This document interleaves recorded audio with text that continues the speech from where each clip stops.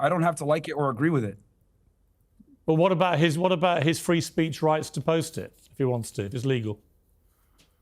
Well, that's a whole other thing. I think with X and pornography, there needs to be some kind of middle ground where, you know, if it's going to be on X, there needs to be a way where it's not necessarily on the main feed, but that's a whole other So you agree with discussion. censorship, don't you, Maron? I mean, for all your chat on Twitter to me yesterday, you actually agree with it.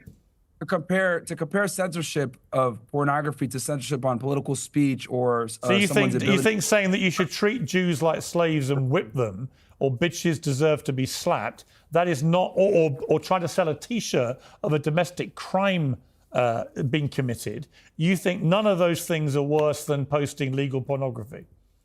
Yeah, you know, I find it interesting that you're, you know, harping on this, but there's people that monetize murder and death all the time in the hip hop industry. There's people that I don't agree with that either.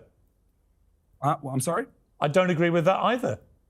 Exactly. You don't have to agree with it for it to happen or for it to be allowed. No, I'm curious why you think only the pornography, which was legal, to be clear, should be censored. You didn't think any of the other stuff should be. What's the difference?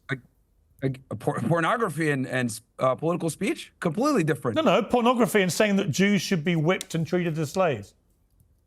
Well, that's speech. I mean, if he wants to say that, you know what I mean? I don't have to agree with it, but I think if he wants to say that, he should be able to say that. I mean... So again, consenting adults having sex and posting that is not acceptable, but treating Jews or saying Jews should be slaves and be whipped, that is acceptable for you?